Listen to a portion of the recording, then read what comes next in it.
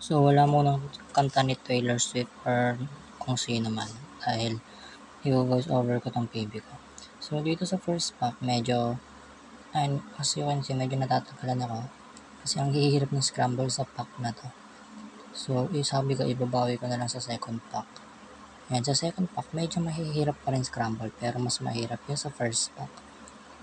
Yan, so, binibilisan ko na dyan onte. And third pack na tayo. Dito sa third pack, medyo mas madali yung scramble kaya medyo nabilisan ko naman yung memo ko pero late na masyado yung memo ko. So yan, nire-review ko ulit simula first pack. As dyan, medyo matagal na yung review ko dyan, parang nalilate na ako masyado. So yan, last review, mental review na lang yan. Yan, so parang yan.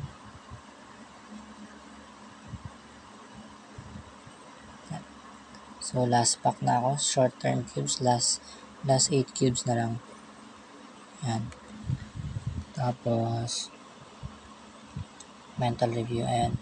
Then last cube, last 3 blind cube na lang ay memorize ko. Yan, pag 3 blind cube na lang, medyo binabagalan ko na. Medyo binabagalan ko yung memo dito para sure. Pero makikita nyo na lang. Yan, so mag-blindfold na ako. Hinahanap ko pa yung sight blocker ko dyan. Sa ako mag-blindfold. Check ko yan. Then start na lang executing.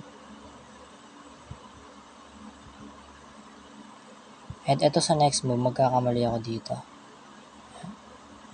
Itong next move, ayan. Before pala yan, kamali ako dun. Kaya as you can see, hindi siya masasolve. Off siya ng 3 edges. Hindi siya solve. Kaya siya 3 edges. Then, next cube, solve naman siya. And solve din.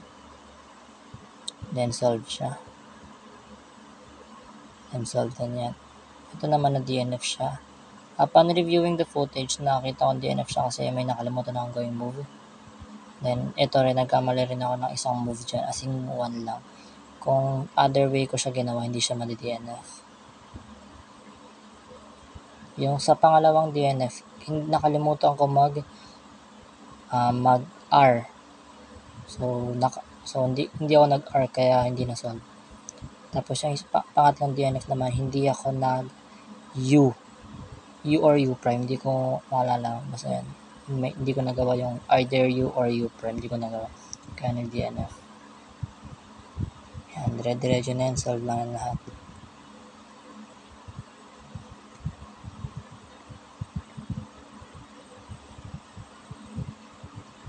May DNF pala tayong isa doon. Hindi ko na napansin. And then, solve na tong lahat dito banda. Medyo kinakalmahan ko na lang kasi mabagal, alam kong mabagal na yung time ko. So, hindi ko na minamadali kasi hindi naman kailangan madali. Hindi naman competition to. Pero competition to, mamadaliin ko to. Marami naman akong time na natitira. So, last cube na.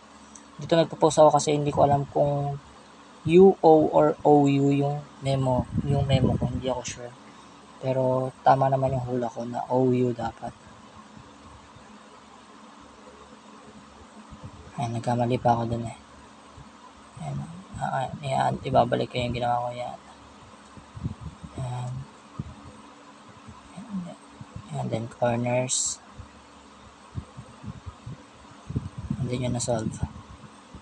Lang, so, bali lahat is 29. Actually, dyan kala ko 30. Hindi ko nakita yung isa kasi natatakpan. So, 29 siya. Over 33 which is PB.